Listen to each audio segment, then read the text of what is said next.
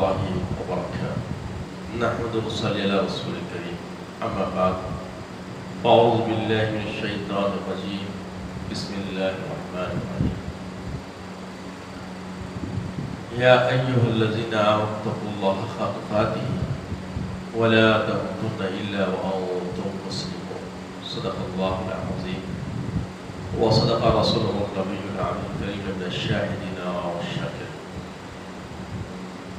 کل حمد و ثنا اس مالک حقیقی وحدہ لا شریک کے لیے سزاوار ہے، جو کل جہانوں کا مالک و ملجا ہے، جس کا کوئی ہمسر نہیں۔ میں گواہی دیتا ہوں کہ نہیں ہے کوئی معبود برحق لائق ہے عبادت سوائے جل مجدہ کے، اور میں یہ بھی گواہی دیتا ہوں کہ محمد عربی صلی اللہ تعالی علیہ وآلہ وسلم اللہ کے بندے اور خاص رسول ہیں۔ صلاۃ و سلام نازل ہو ہمارے آقا نامدار حضور تاجدار محمد عربی صلی اللہ علیہ وسلم پر، آپ کی آل پر، آپ کے اصحاب پر، بزرگان دین اسلام۔ اللہ سبحانہ و تعالی ایمان والوں سے خطاب فرماتا ہے کہ ایمان والوں اللہ سے ڈرو جیسا کہ اسے ڈرنے کا حق ہے۔ یا ایھا الذین آمنوا اتقوا اللہ حق تقاتہ ولا تموتن الا وانتم مسلمون۔ اپنے آپ کو تم مردہ نہ بناؤ، بلکہ یاد رکھو تم ایسی حالت پر، ایسی روش میں زندگی گزارو کہ تم مسلمان۔ عزیز اور بزرگوں، عصر حاضر میں ہمارا بہت سارا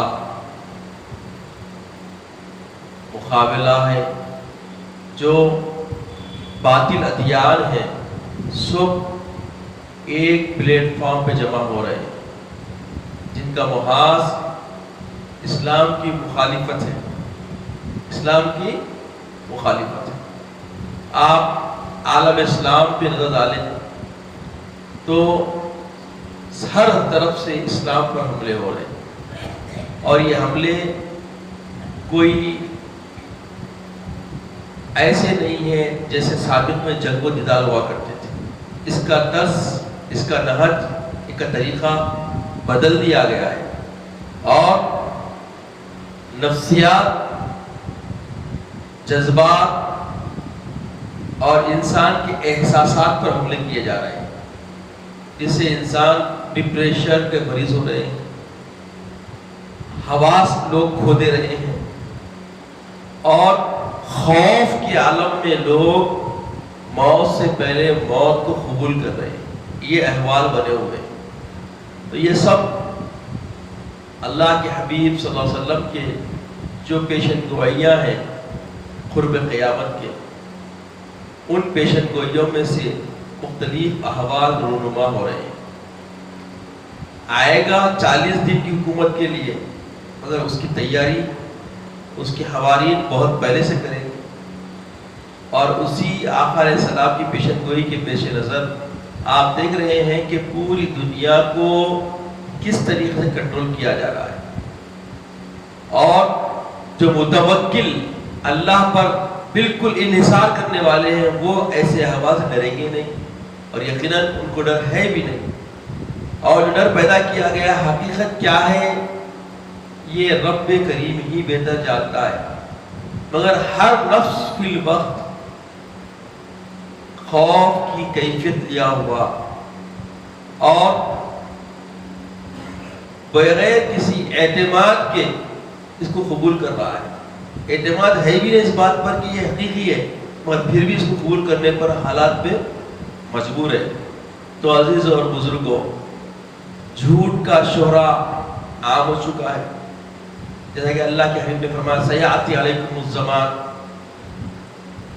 تعتمدون علی الکاذب ولا تعتمدون علی الصادق۔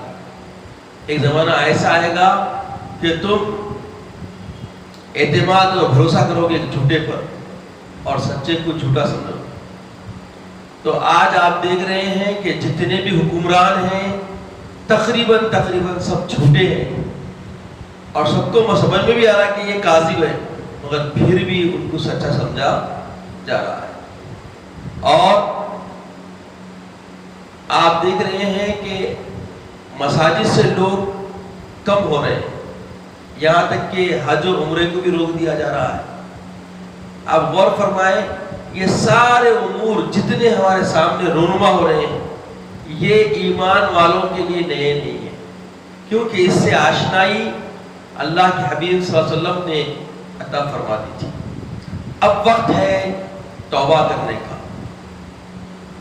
اب وقت ہے اللہ کی طرف رجوع ہونے کا، اب وقت ہے قبل اس کے کہ توبہ کے دروازے بند کر دیے جائیں اللہ کی طرف رجوع ہو جائے۔ کیوں کہ جو احوال بدل رہے ہیں ایک گھڑی میں ممکن ہے کہ وہ دشمنان اسلام رونما ہو جائے، اور جس کے آنے کی پیشنگوئی آقا السلام نے دی ہے۔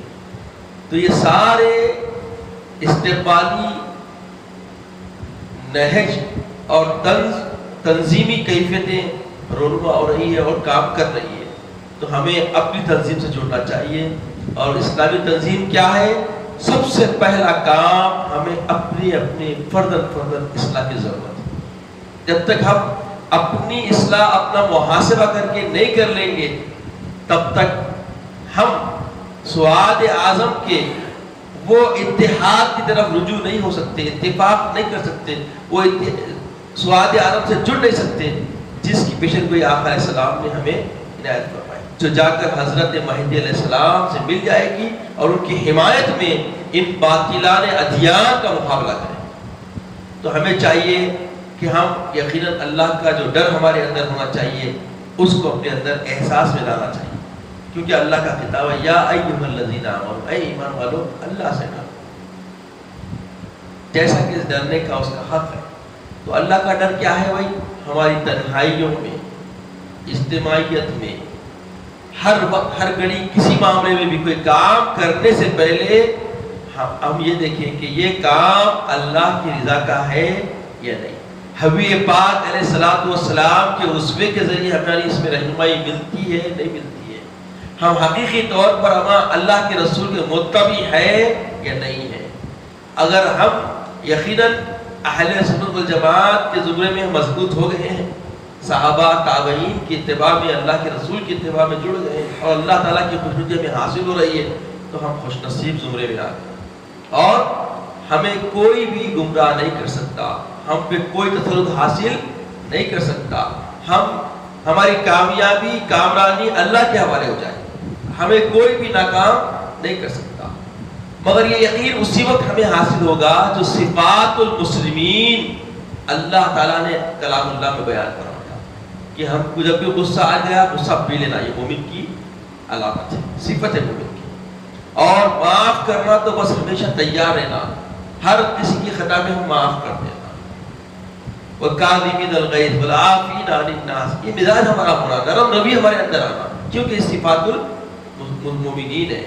تو ہمیں ان صفات ان اوصاف کا حامل ہونا ہے جن اوصاف کا تذکرہ قرآن میں اللہ نے اپنے حبیب کے ذریعے ہمیں عطا کیا۔ ہمارے اندر ایسے اوصاف ہیں نہیں، تو سمجھ جائیں کہ ہم ابھی اصلاح کی طرف میں اور محنت کرنے کی ضرورت ہے، ہمیں اپنا محاسبہ کرنے کی ضرورت ہے۔ جب تک ہم اپنا محاسبہ کر کے اپنی اصلاح نہیں کریں گے تو یہ جو بڑے بڑے قدم اٹھانا ہے اس میں ہمارا کوئی حصہ نہیں بن سکتا، کیونکہ جب تک ہم کو خطاب کیا کیا گیا، کنتم خیر امہ، تم بہترین امت ہو، خیر والی امت ہو۔ اس کا مطلب تالو سے تلوے تک، خیالات سے لے کر ارادوں تک، معاملات سے لے کے فیصلوں تک، ہر معاملے میں ہم سے صرف خیر جھلکنا چاہیے، خیر ہم سے ٹپکنا چاہیے، خیر نمایاں ہونا چاہیے۔ کیا ہم اس طریقے کی زندگی اور اس طریقے میں، اس روش میں ہم آ گئے ہیں کہ ہم خیر کے علاوہ ہمارے سے کوئی چیز ظاہر نہیں ہو رہی ہے؟ اگر ہو رہی ہے تو سمجھ جائیں کہ اللہ کا شکر کریں، 2 رکعت شکرانہ پڑھیں کہ مولا تو نے ہمیں ایسے خیر کے معاملے میں جو تیرا تقاضا ہے، جو تیرا فرمان ہے، اس کے مطابق ہمیں زندگی گزارنے کا اور سنوارنے کا موقع عطا کیا، کیونکہ بغیر اللہ کی عطا اور بغیر اس کی عنایت کے ہم کچھ کر ہی نہیں سکتے۔ اگر کوئی گناہوں سے بچا ہوا ہے تو اللہ کی توفیق سے، کیوں کہ انسان کی فطرت انسان کی تباہ کیا ہے؟ خود کلام اللہ میں اللہ فرماتا ہے وما ابرئ النفس، انسان کے اندر جو ساتھ میں سنگت میں نفس رکھا گیا ہے یہ کسی بات سے بری نہیں ہے کہ انسان کو آسانی سے برات مل جائے. وما ان النفس لامارۃ بالسوء، کہ انسان بے شک انسان کا جو نفس ہمارا ہے برائی کی طرف مائل کرتا ہے. تو برائی کی طرف مائل ہونا، برائی کی طرف جھکنا، جھکاؤ رہنا اور برائی کی طرف ہمیشہ مائل ہونے کی کیفیت رہنا ہے، یہ انسان کی تباہ میں رکھا گیا ہے. اس سے باہر نکلنا، خیر والے بننا، یہ جہد، کوشش، محنت اور اللہ کی عنایتوں کے بغیر ممکن نہیں ہے. تو ہمیں اس میں لگ جانا چاہیے. سب سے پہلے اللہ کا ڈر، جو حقیقی ڈر ہے، تنہائیوں میں بھی ہمارے ساتھ رہے، اجتماعیت میں بھی ہمارے ساتھ رہے. کسی بھی فیصلے کے لیے سب سے پہلے ہمارا ڈر کس کا رہنا؟ اللہ کا رہنا. آج ہم لوگوں سے ڈر رہے، حالات سے ڈر رہے اور معاملات میں ہم اپنے طور پر فیصلے لے رہے، تو اس کا نقصان کتنا بڑا ہو رہا ہے اندازہ نہیں کر سکتے آپ. اولاد کو ہم دینی تعلیم سے زیادہ حالات کے ڈر سے اصلی تعلیم کی طرف رجوع کر رہے ہیں. حاصل کیا ہو رہا؟ اخلاق نہیں ہے، بد اخلاقی، بے روی زندگی اور بہت ساری باتیں ہیں جو ایک لمحے میں یا ایک وقت میں بولا نہیں جا سکتا. اور بعض باتیں تو زبان پہ لا کے بیان کرنے سے طبیعت بھی مائل نہیں ہوتی. چونکہ آپ احساس کریں تو دیکھ سمجھ جائیں گے کہ حالات کتنے ابتر ہو گئے، کتنے برے ہو گئے، کتنی اخلاقیات گر چکی ہے، اخلاقیات کی سانس سمجھے ختم ہو چکی ہے، بالکل دم توڑ رہی ہے اخلاقیات. تو یہ اخلاقیات کے دم توڑنے کی وجہ کیا ہے، علت کیا ہے، بنیاد کیا ہے؟ تو سب سے پہلی چیز اللہ کا ڈر ہمارے سینوں سے، ہمارے احساسات سے، ہمارے خیالات سے پرے ہو گیا، دور ہو گیا. ہم اس سے بالکل خالی ہو گئے، تیرس ہو گئے، جس کی وجہ سے اللہ کا ڈر نہیں ہے. جب اللہ کا ڈر نہیں ہے تو بے خوف ہو گئے، اور بے خوفی سے اب کیا کیا ہو رہا اس کے بارے میں اب بتانے کی ضرورت باقی نہیں رہی. عزیزوں اور بزرگوں، ہر نعمت انسان کے لیے دو راہیں کھلتی ہیں، خیر کی اور شر کی. مثال کے طور پہ دولت آپ کے ہاتھ آ گئی، اب اس کے اندر یاد رکھیے خیر بھی ہے اور شر بھی ہے. اگر دولت کا استعمال اللہ کی رضا جوئی کے لیے، آپ صدقہ و خیرات کے ذریعے، مفلسین کی حمایت کے لیے اور دین کے لیے اور دین کے متعلقین کے لیے اگر آپ کرتے ہیں تو یہ دولت آپ کے لیے رحمت، برکت اور بہت سارے اللہ کی طرف سے ایسے خیر کے فیصلے آپ کے حق میں ہو جاتے ہیں جس کا بیان انسان کے بس سے بالا تر، کیونکہ اس کی جزا اللہ بے حساب دیتا ہے. جو بھی نیکی کی طرف آتا ہے تو اس کا گمان کتنی اس کو نیکی ملے گی، کتنا اجر ملے گا، وہ بیان کے باہر ہے. اب یہی دولت اگر شر کی طرف کوئی خرچ کرتا ہے، عیاشی کے لیے استعمال کرتا ہے، یا کسی پہ تکبر کے لیے استعمال کرتا ہے، کسی پہ روب جمانے کے لیے استعمال کرتا ہے، یہ شر کا راستہ بن جاتا ہے. ریاکاری، عیاری، مکاری یہ بھی کر سکتا ہے. داد و دہیش، اللہ کی راہ میں خیر خیرات، اللہ کی رضا جوئی کے لیے بھی خرچ کر سکتا ہے. دیکھنے میں نعمت ایک ہی ہے دولت، اس کے دو طریقے استعمال کے. تو ایسے ہی اللہ کی ہر نعمت جو بندے کو نصیب ہو رہی ہے وہ خیر کے لیے بھی اور شر کے لیے. اب دیکھیے موبائل ہے جس کا استعمال ہو رہا ہے، اس کے ذریعے دیکھیے آپ جمعہ کا بیان گھر تک پہنچ رہا ہے، کئی لوگ اس سے فائدہ اٹھا رہے ہیں، یہ ایک معاملہ ہے. اب اسی کا دوسرا پہلو اس کے اندر ایسا ہے جو بیان سے بھی باہر ہے، آپ کے سامنے بیان بھی نہیں کر سکتے. ہمارے دادا پردادا بہت اوپر تک چلے جائیں، کسی نے سوچا بھی نہیں تھا کہ ایسا معاملہ اس کے ذریعے انسان اپنی ناکاری کے لیے، اپنی ناکامی کے لیے، اپنی رسوائی کے لیے دروازے اس کے ذریعے کھول سکتا. اب آپ کے ہاتھ میں چاہے خیر کرے چاہے شر کرے. تو یاد رکھیے یہ اسی وقت ممکن ہے اگر آپ کے دل میں، آپ کے فہم میں، آپ کے احساسات میں اللہ کا ڈر ہے. آپ کو کہیں بھی چھوڑ دیا جائے آپ سے خطا ممکن نہیں، آپ سے نقصان ممکن نہیں. اسی لیے اسلام کے ماننے والے کو مسلمان کہتے ہیں. مسلمان کا معنی کیا ہے، اس کا مفہوم کیا ہے؟ اس کا مطلب کیا ہے؟ تو بتایا گیا کہ سلامتی دینے والا، مسلمان سلامتی دینے والا۔ اما اب ہمیں سوچنا ہے، ہمیں اپنا محاسبہ کرنا ہے کہ ہم جہاں بھی رہتے ہیں، جہاں بھی ٹھہرتے ہیں، ہم لوگوں کو سلامتی دے رہے ہیں کیا؟ اس کی مثال دیکھیے، اللہ کے رسول سے پوچھا گیا کہ مسلمان کسے کہتے ہیں؟ بولے المسلم من سلم المسلمون من لسانه ويده۔ مسلمان وہ ہے جس کے ہاتھ اور زبان سے دوسرا مسلمان محفوظ ہے۔ کیا ہم ان اوصاف کے متحمل ہو گئے ہیں؟ ہم نے اس میں محنت کی ہے کہ ہماری زبان اور ہمارے ہاتھ سے ہمارا بھائی محفوظ ہے کیا؟ ذرا ہٹتے کہ کیا ہو رہا ہماری زبان سے، سوچنے کی ضرورت ہے۔ سامنے رہ تک بھائی بھائی بھائی، ہٹے بعد میں دوسرے بھائیوں سے وہ بھائی کی بھائی گیری کیا ہو رہی ہے، ہم اچھا سمجھتے ہیں۔ تو یہ جو آگے ہے، یہ اب طریق کو بھی اب بیماری نہیں سمجھ رہے، یہ ایسی مہلک بیماری ہے، یہ حسد کا رخ بھی اختیار کر سکتی ہے، یہ تہمت کا رخ بھی اختیار کر سکتی ہے، یہ تجسس کا رخ بھی اختیار کر، جس کی ساری شریعت میں کیا ہے؟ ممانعت ہے۔ یہ ہر راہ، یہ پوری بیماریاں ہیں۔ ہم غیبت بھی کر سکتے ہیں، چغلی بھی ہو سکتی ہے۔ ہٹتے کہ ہمارا زبان چل رہی ہے تو کدھر جا رہی ہے، اس پہ کنٹرول ہم کھو چکے ہیں، اکثریت کھو چکی ہے۔ تو اب لازمی چیز ہے، یہ جو 40 دن کی حکومت کرنے کے لیے آنے والا ہے، جس کی پیشن کو اللہ کے رسول نے دی ہے، اس کی لپیٹ میں، اس کی زد میں، اس کا شکار ایسے ہی لوگ ہوں گے۔ خدا را ہمیں اپنے طور پر تیاری کرنی ہے، اپنے محاسبہ لے کر سب سے پہلے ہمیں اپنی اصلاح کرنا ہے۔